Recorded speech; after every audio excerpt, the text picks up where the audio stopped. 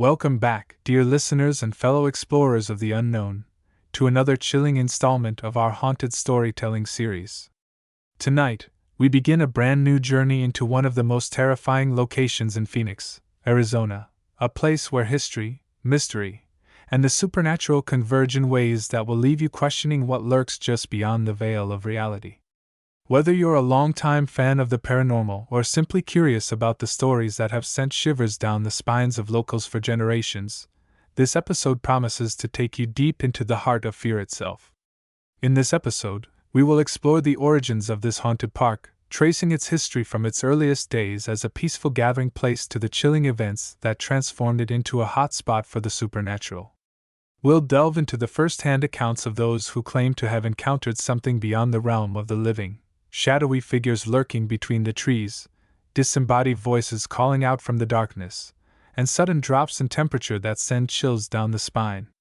Some believe the park is home to lingering spirits, trapped between worlds, while others suspect a more sinister force at play, one that does not welcome intruders lightly. Whether you believe in ghosts, curses, or simply the power of suggestion, there is no denying that this park has become a magnet for those drawn to the unknown. Paranormal investigators, thrill seekers, and even local historians have all been captivated by the strange occurrences reported here, adding fuel to the fire of speculation and fear. As we uncover the layers of mystery surrounding this location, we'll examine the historical events that may have contributed to its haunted reputation, the psychological effects of fear and expectation, and the scientific theories that attempt to explain why certain places feel so different from any other. So, if you're ready to step into the shadows of Phoenix's most haunted park, then turn off the lights. Settle in, and prepare yourself for an unforgettable journey into the unknown. Because sometimes, the scariest places aren't found in horror movies.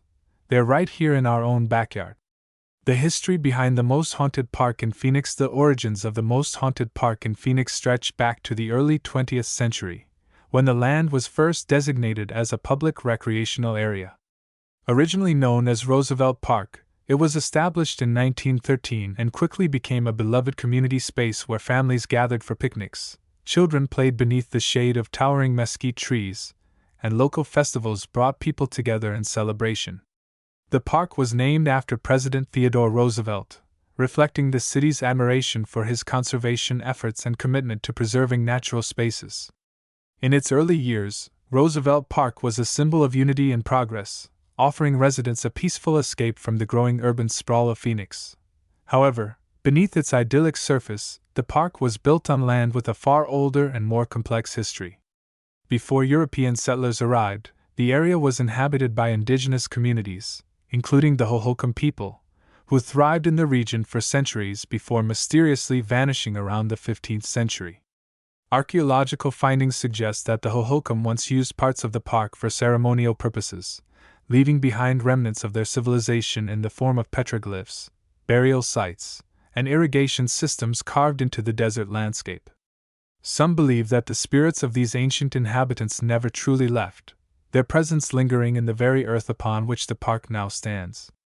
Local legends speak of shadowy figures seen wandering the grounds at night, whispering in languages long forgotten, and disappearing into the darkness before anyone can approach them. As Phoenix expanded in the mid-20th century, Roosevelt Park remained a central fixture in the community, but its atmosphere began to shift. During the 1940s and 1950s, the park became a popular spot for teenagers looking for a place to gather away from prying eyes. What started as innocent hangouts soon turned into something darker, as reports of petty crimes, vandalism, and even violent altercations surfaced.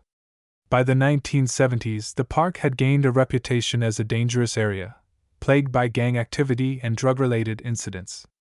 It was during this time that some of the most disturbing accounts of paranormal activity began to emerge, stories of eerie encounters, inexplicable happenings, and an overwhelming sense of being watched that would cement the park's status as one of Phoenix's most haunted locations. One of the most chilling chapters in the park's history occurred in the early 1980s, when a string of disappearances and unsolved murders shook the community. Several individuals were last seen entering the park under mysterious circumstances, only to vanish without a trace. Despite extensive investigations, authorities were unable to determine the cause of these disappearances, leaving behind a trail of unanswered questions and lingering fears. Some speculate that these tragedies left behind residual energy, manifesting in the strange phenomena reported by visitors over the years. Others believe that something more sinister took root in the park during that dark period, a malevolent force that refuses to be forgotten. By the late 1990s, efforts were made to revitalize the park, with new landscaping, improved lighting, and increased security measures aimed at restoring its former appeal. While these changes helped reduce crime and attract families back to the area, the park's reputation as a place of unease persisted. Locals continued to share unsettling experiences, strange sounds echoing through the trees at night, fleeting glimpses of shadowy figures darting between the bushes, and an overwhelming sense of dread that settled over those who wandered too far from the main paths.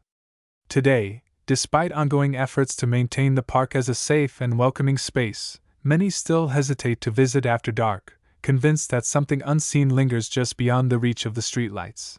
Whether these haunting tales are rooted in history, psychology, or something beyond our understanding remains a matter of debate. But one thing is certain: the most haunted park in Phoenix continues to captivate the imaginations of those who dare to enter, ensuring that its legacy as a place of mystery and fear endures for generations to come. The legend of the Phantom Girl. Among the countless eerie tales associated with the most haunted park in Phoenix, none is as deeply ingrained in local lore as the legend of the Phantom Girl. This ghostly figure, described as a young woman in her late teens or early 20s, is said to appear under specific conditions, always at night, always near the old gazebo in the center of the park, and always wearing a white dress that seems to glow faintly in the moonlight. According to legend, she does not move like a living person. Instead, she floats just above the ground, her feet never touching the dirt path. Her face is often obscured by long, dark hair, and her eyes, if they can be seen at all, are described as hollow and filled with sorrow. The story of the Phantom Girl is believed to date back to the 1960s, when the park was still a popular hangout for teenagers looking for a place to socialize away from the watchful eyes of adults. One particularly tragic tale claims that a teenage girl named Emily Hartman was last seen entering the park with her boyfriend, Daniel Reyes, on a warm summer evening in 1967. Witnesses reported seeing the couple arguing near the gazebo before Emily stormed off toward the eastern side of the park, where the dense trees cast long shadows over the winding trails. Daniel followed shortly after, but neither of them was ever seen again. Over the following weeks, search parties combed the park, hoping to find any sign of the missing teenagers. However, no evidence of their whereabouts was ever uncovered. No bodies, no personal belongings, no indication that anything unusual had occurred. The case quickly faded from public attention, but rumors persisted among locals that something unnatural had happened in the park that night. Some claimed that Emily and Daniel had been the victims of foul play, their disappearance linked to the rising tensions between rival gangs that frequented the area. Others whispered that the girl had been cursed, her spirit bound to the park for eternity. It wasn't until several years later that the legend of the Phantom Girl truly took hold. Visitors to the park began reporting sightings of a spectral young woman wandering the same paths Emily and Daniel had supposedly taken that fateful night. Some claimed to hear faint whispers of a name, sometimes Emily, sometimes Daniel, drifting through the air, though no one else was present. Others described encountering a sudden drop in temperature, accompanied by an overwhelming sense of sadness, as if the very air was mourning the loss of the missing lovers. One of the most chilling accounts came from a group of teenagers who ventured into the park late one night in the early 1990s. They had heard the legend of the Phantom Girl and wanted to test whether there was any truth to it. As they approached the gazebo, one of them noticed a figure standing beneath its roof, staring out toward the empty field beyond. Thinking it was another group of kids playing a prank, they called out, asking if everything was okay. There was no response. When they stepped closer, the figure turned toward them, just slightly, enough for them to catch a glimpse of her face. What they saw terrified them. Her expression was blank, her lips parted slightly as if caught mid-breath, and her eyes, those hollow, sorrowful eyes, seemed to pierce straight through them. Then, in an instant, she vanished. The disappearance of Marcus Delgado. On a quiet Sunday evening in October 2006, Marcus Delgado, a 24-year-old college student and part-time mechanic, entered the most haunted park in Phoenix for what was supposed to be a routine jog. Known for his punctuality and reliability, Marcus was last seen by a neighbor who waved at him as he passed by on his way into the park. His usual route included a loop around the perimeter of the park, taking approximately 45 minutes to complete. However, nearly 2 hours passed with no sign of Marcus returning home. Concerned, his mother contacted the police, initiating what would become one of the most baffling missing persons cases in Phoenix history. Search teams immediately descended upon the park, combing every inch of the grounds in hopes of finding any trace of Marcus. K-9 units tracked his scent, but the trail abruptly ended near the eastern section of the park, where the trees grew denser and the pathways became less defined. Investigators noted that there were no signs of struggle, no footprints leading away from the park, and no indications that Marcus had exited through any of the nearby roads. His car remained parked exactly where he had left it, keys still inside, cell phone untouched in the passenger seat. It was as if he had simply vanished into thin air. As the investigation progressed, inconsistencies in the case began to emerge. Surveillance footage from a nearby gas station showed Marcus entering the park at 6:42 p.m., jogging at a steady pace along the main trail. However, the next available footage, captured from a camera across the street, showed no sign of him exiting. The timeline suggested that he should have reappeared within the hour, yet he was never seen again. More perplexing was the fact that multiple witnesses reported strange occurrences in the park around the same time Marcus disappeared. A group of teenagers camping illegally near the edge of the park claimed to have heard muffled screams coming from the direction of the gazebo, though they assumed it was someone playing a prank. Another witness, a man walking his dog near the northern entrance, reported seeing a flickering light emanating from the woods just past the gazebo. He described it as not the reflection of a flashlight or lantern, but rather something pulsing rhythmically, like a heartbeat glowing through the trees. When he approached to investigate, the light vanished, and the forest fell into an oppressive silence. Paranormal investigators, intrigued by the bizarre nature of Marcus's disappearance, conducted their own examination of the park months later. Using EMF detectors and infrared cameras, they recorded several anomalies, most notably, a strong spike in electromagnetic energy near the eastern trail where Marcus was last seen. Additionally, audio recordings picked up faint whispers, barely audible over the background noise, repeating what sounded like the word, "Help." When analyzed further, some researchers claimed to hear a second voice, speaking in a language none could identify. Despite extensive searches and investigative efforts, Marcus Delgado was never found. His case remains officially open, though law enforcement officials have long since exhausted all leads. To this day, the most haunted park in Phoenix carries the weight of his disappearance, with locals continuing to report unusual occurrences in the very area where he was last seen. Some believe his spirit lingers, trapped in the place where he vanished, while others insist that something far more sinister took him, and may still be waiting for the next unsuspecting visitor. The Shadow Man of the Eastern Trail. Among the many chilling accounts tied to the most haunted park in Phoenix, few are as consistently reported, or as deeply unsettling, as the legend of the Shadow Man of the Eastern Trail. Described by multiple witnesses as a tall, featureless figure cloaked in darkness, this entity is said to appear exclusively along the northeastern portion of the park, where the tree line thickens and the paved paths give way to uneven dirt trails. Unlike traditional ghostly apparitions, the Shadow Man does not seem to possess a physical form. He appears as a silhouette, darker than the surrounding night, shifting unnaturally as if it is not entirely bound by the laws of physics. The earliest reports of the Shadow Man date back to the 1970s, when the park was still a popular hangout for local teenagers. Many of these youths dismissed the sightings as tricks of the light or exaggerated stories meant to scare younger kids. However, as the number of encounters grew, so did the level of detail provided by witnesses. Those who claimed to have seen the Shadow Man describe an overwhelming sense of dread washing over them the moment they laid eyes on him. Some say they felt physically paralyzed, unable to move or scream as the figure loomed silently in the distance. Others recall hearing low, guttural breathing, though no source for the sound could be identified.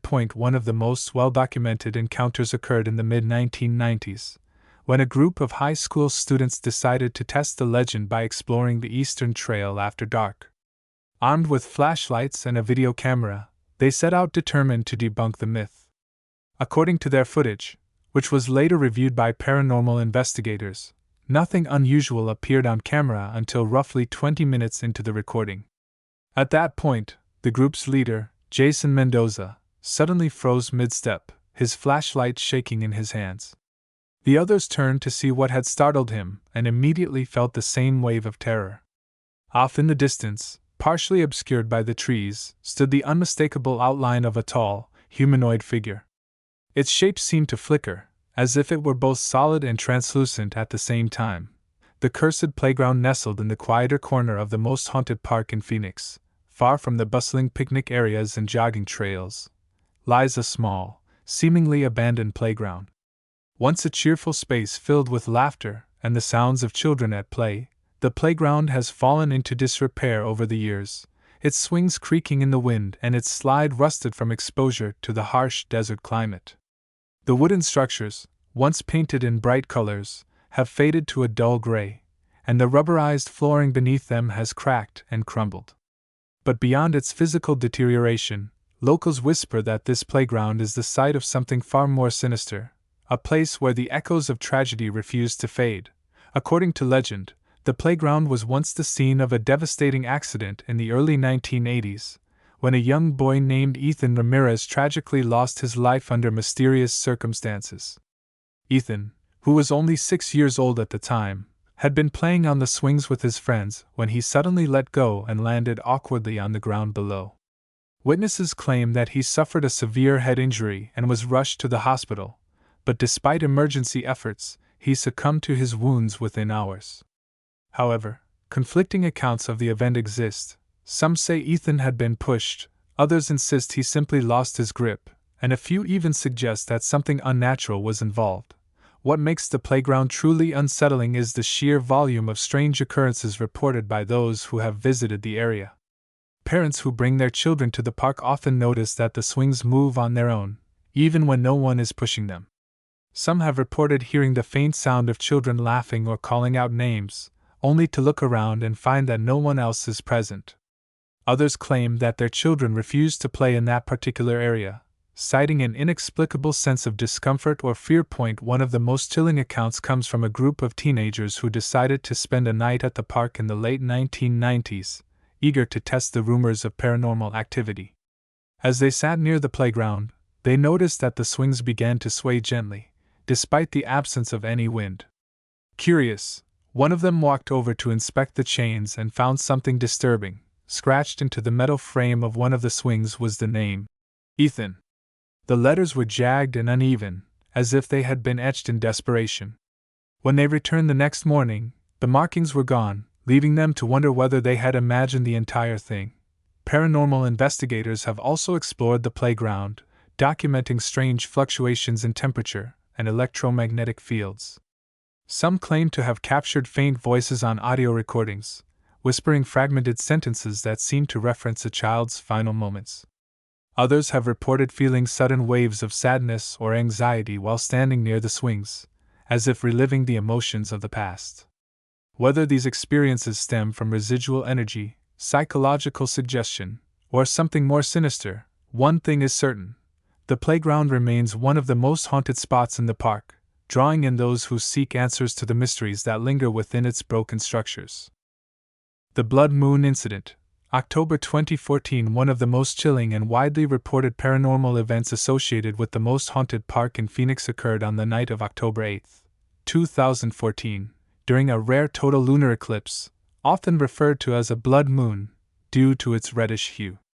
That evening, a group of amateur paranormal investigators, accompanied by a small crew of YouTubers and thrill-seekers, decided to conduct a live-streamed investigation in the park, hoping to capture evidence of the supernatural. What they experienced that night would leave them shaken, spark widespread online discussion, and further cement the park's reputation as one of the most haunted locations in Phoenix.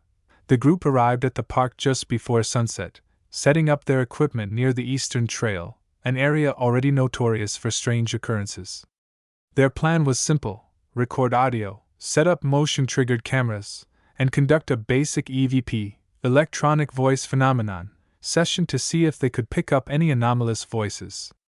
As the sun dipped below the horizon and the sky darkened, the team activated their infrared cameras and prepared to begin their investigation. At approximately 7:30 p.m., as the lunar eclipse began to take effect, the group reported a sudden and dramatic drop in temperature. What had been a relatively mild evening turned unexpectedly frigid within minutes. Team members described an overwhelming sense of unease settling over them, an almost palpable pressure in the air that made it difficult to breathe normally. Then, just as the blood moon reached its peak, something extraordinary happened. According to multiple testimonies and footage captured during the live stream, the group's night vision cameras began picking up faint, human-like silhouettes emerging from the tree line. These figures appeared as dark, indistinct shapes, moving slowly and deliberately toward the investigators' position. At first, the team assumed it was a trick of the light or perhaps stray animals wandering through the park. However, as the figures drew closer, they exhibited behavior inconsistent with normal movement. Some appeared to hover just above the ground, while others moved in unnatural, jerky motions, as if struggling to maintain form. Panic set in when the group's audio recorders began capturing low, distorted voices, speaking in overlapping tones that were impossible to decipher. The words were not in English, nor did they resemble any known language. Some members of the team later described the voices as sounding like they were being spoken underwater, muffled and stretched in an eerie, unnatural way. As the blood moon bathed the park in an eerie red glow, the figures stopped at the edge of the clearing, standing perfectly still as if watching the investigators. Then, without warning, the entire live stream feed cut out, plunging the group into complete darkness. The batteries on their equipment drained simultaneously, despite having been fully charged before the investigation began. In the sudden blackness, the team members reported hearing a loud, guttural growl, not from any animal they recognized, but something deeper, more primal. Some swore they felt cold fingers brush against their skin, though no one was close enough to touch them. After what felt like an eternity, the equipment suddenly powered back on, and the live stream resumed. The figures were gone, as if they had never been there at all. The team wasted no time packing up their gear and leaving the park, shaken by what they had experienced. Upon reviewing the footage afterward, they discovered something even more disturbing. While the majority of the video was intact, there was a 5-minute gap in the recording, marked only by static and a single, unintelligible phrase repeated over and over again in the audio. "We are still here." To this day, no logical explanation has been provided for what occurred that night. Skeptics argue that the incident was either a hoax or the result of environmental factors such as atmospheric interference affecting the equipment. However, the sheer number of consistent testimonies, combined with the inexplicable gaps in the footage and the eerie audio anomaly, have led many to believe that something truly unnatural took place beneath the blood-red sky. Whether it was a mass hallucination, a psychic disturbance, or something far more sinister, one thing is certain: the most haunted park in Phoenix continues to reveal its secrets in ways that defy explanation. As we bring this episode to a close, one thing becomes abundantly clear: Phoenix's most haunted park is more than just a collection of eerie stories and ghostly legends. It is a place steeped in history, mystery, and the unshakable feeling that something unseen lingers just beyond the veil of reality. From the tragic disappearance of Marcus Delgado to the chilling encounters with the Shadow Man of the Eastern Trail, each account adds another layer to the enigma that surrounds this infamous location. Whether you believe in the supernatural or remain skeptical of the unexplained, there is no denying that this park holds a unique and unsettling energy, one that continues to draw in investigators, thrill-seekers, and curious visitors alike. What makes these stories so compelling is not just their content, but the way they reflect our deepest fears and fascinations. We are drawn to places like this because they challenge our understanding of reality, forcing us to confront the idea that the past may not be as distant as we believe. Whether it's the feeling of being watched, the sound of footsteps in an empty hallway, or the chill that runs down your spine in a long-abandoned building, these experiences tap into something primal within us, the awareness that there are forces in this world that we may never fully comprehend, and yet, despite the fear they invoke, we return to these places again and again. We explore them, document them, and share their stories, ensuring that they do not fade into obscurity. Whether we are searching for answers, chasing adrenaline, or simply honoring the lives that once filled these spaces, there is something undeniably powerful about stepping into the unknown. Phoenix's most haunted park reminds us that the line between the living and the dead is not always clear, and that sometimes, the most chilling truths are the ones that hide in plain sight. So, if you ever find yourself near this place, take a moment to listen, not just for the sounds of the past, but for the stories embedded in the very fabric of the land. Because even in silence, these locations speak volumes, carrying the voices of history forward, waiting for someone willing to hear them. Thank you for joining me on this journey through Phoenix's most haunted park. If you enjoyed this episode, don't forget to like, subscribe, and hit the bell so you never miss another spine-chilling story. Until next time, stay curious, stay brave, and remember, some of the most terrifying things in this world are the ones that actually happened.